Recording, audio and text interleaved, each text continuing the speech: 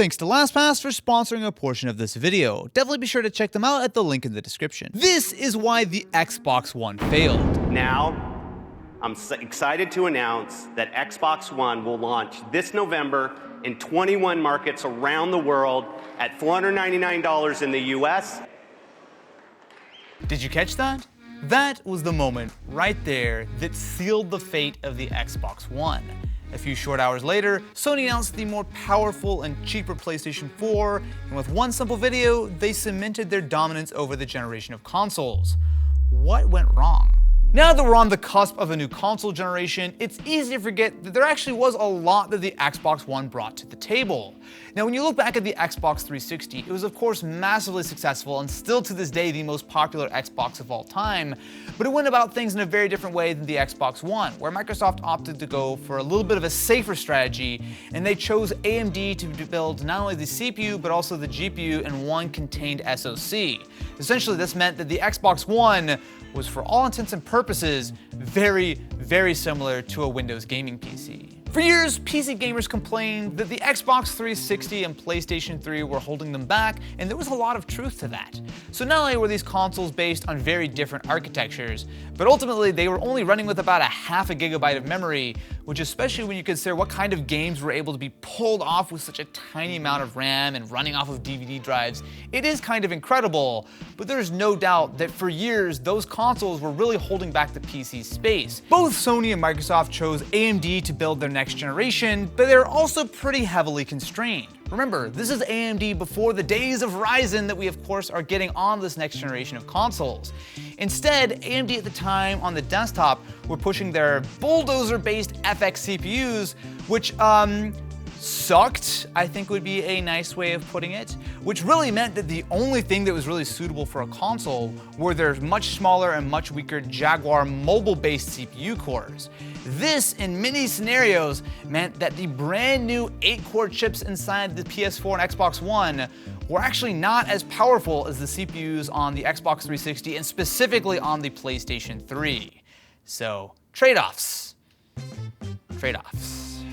Thankfully, graphics is an area where the Xbox One was a much bigger step forward, but the problem was, over on the Sony side of the fence, they had bet very heavily on the faster but more expensive GDDR5 memory. The problem was that because this was so expensive, for quite a while Sony expected to only be able to ship 4 gigabytes of RAM, and here Microsoft saw an advantage. If they could ship 8 gigs of RAM, which was a little bit slower on the Xbox One, they would have an advantage, right? Well, yes, except that Sony was able to ship 8 gigs of GDDR5, meaning that they had parity on the actual amount of memory, and the Xbox One was stuck with a GPU which was much smaller because they had to build an ESRAM buffer into it, they had the slower RAM, it was a little bit more difficult to work with.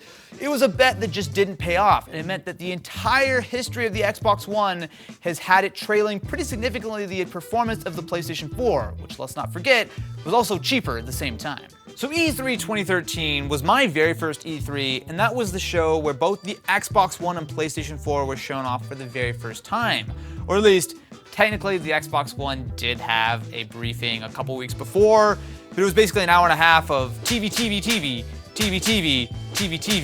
Oh, by the way, this thing plays games, but have you heard about the TV features? It didn't help that the Xbox One had a kind of lackluster launch lineup.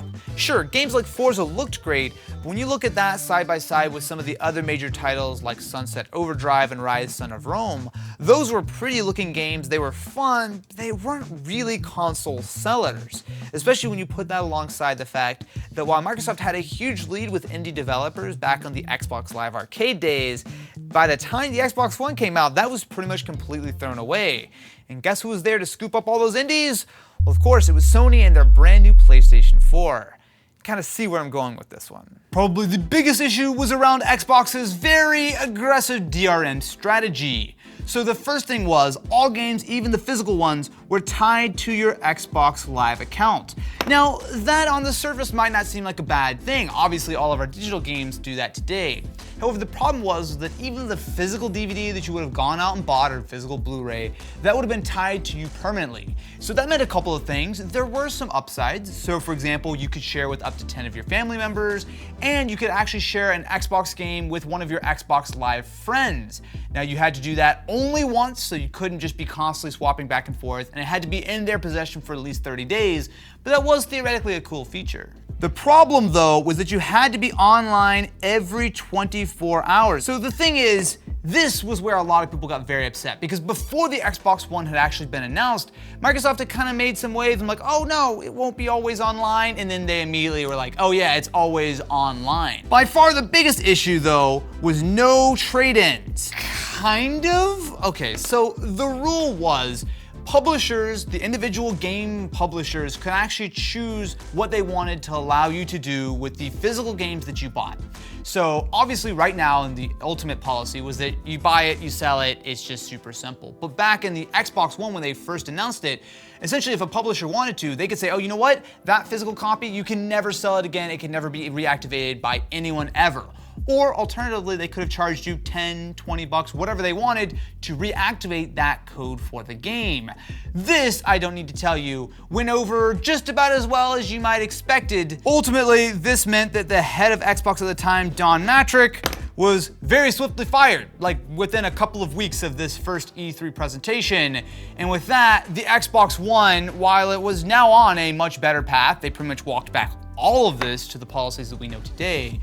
But the Xbox One was starting out from an absolutely horrendous position. More expensive, not as powerful, the entire internet hating them. I mean, all of the goodwill that they had built up throughout the Xbox 360 generation was gone in the matter of a couple of weeks. Before we continue, I have to give a huge shout out to LastPass for sponsoring this portion of the video. With LastPass, you never need to write, remember, or reset another password. Not only will it help you keep all of your current passwords nice, safe, and secure, but on top of that, it will even help you generate brand new ones. It works pretty much everywhere, including on your computer, as well as on mobile with iOS and Android, so that LastPass can fill in your username and password so that you don't have to. So LastPass is available for free. However, for $3 a month, you can upgrade to LastPass Premium, which brings you some additional features, including some advanced two-step authentication options, which is something that I personally use all the time. So I have been a LastPass user for almost 10 years now. I've been paying for it that entire time, and it is really truly a service that I believe in, and I'm so happy that LastPass is a supporter of the channel. So if you guys want to up your password game and make sure that you're nice, safe, and secure, definitely be sure to head to the link in the description to check out LastPass. And again, huge shout out to LastPass for not only keeping me safe, but importantly also sponsoring this portion of the video. Another aspect that was poorly received is Kinect. Now it's easy to forget today, but when Kinect first launched on the Xbox 360, it was wildly successful. It really gave a lot of new life to the 360, which is almost 5 years old at that point. So it only was natural that when Microsoft decided to start designing that Xbox One, they put a lot of emphasis on Kinect 2.0, except they maybe put a little too much emphasis on the new version of Kinect. Now, I actually really liked Kinect. Sure, it was a little bit big and bulky, but you could absolutely say the same thing about the Xbox One. And the voice recognition features were actually really useful. I mean, you gotta have to remember that this was years before things like Google Assistant as well as Siri and Alexa had kind of completely taken over sort of the smart home ecosystem. Now, the actual camera functions, I think, were a little bit more on the gimmicky side. Yes, it was higher fidelity, and there were some games that supported it, but generally speaking, the actual usefulness of Kinect has mostly been relegated to like ghost hunting these days. Really though, Kinect was emblematic of a larger overall issue with the Xbox One. It was just simply trying to do too many things at once, and because of that, pretty much everything suffered.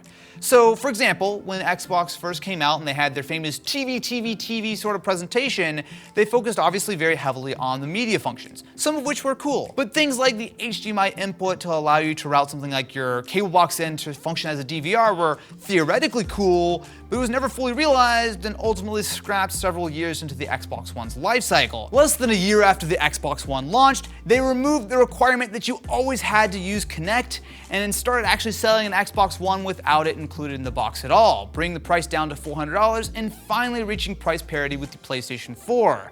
It was a start, but they still had a long way to go.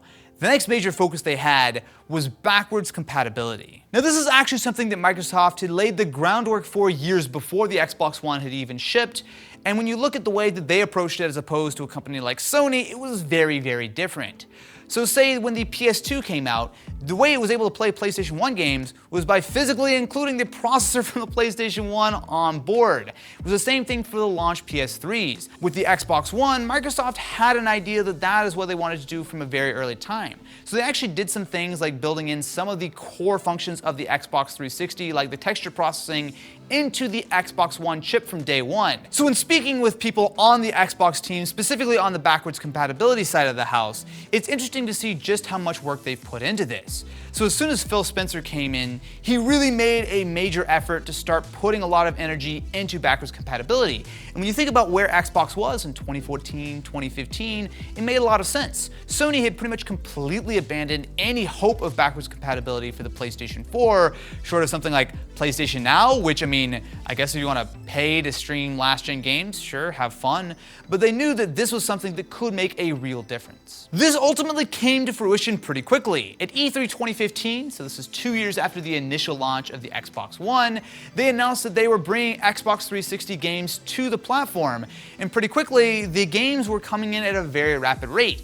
And the important thing was, this was true backwards compatibility. Sure, a lot of these Xbox 360 games were being sold via Xbox Live, but the main thing was that your current Xbox 360 disc that you could buy for $1 each at GameStop could be dropped into your Xbox One, and after a quick download, or maybe slightly longer download, but importantly, after a free download, you would be up and running with your Xbox One playing your good old classic 360 titles. Over the last 5 years, they've expanded the amount of not only 360 titles, but have also supported some original Xbox games on the Xbox One, as well as things like the Xbox One X can run some of these titles at much higher resolutions that were far better than the original console.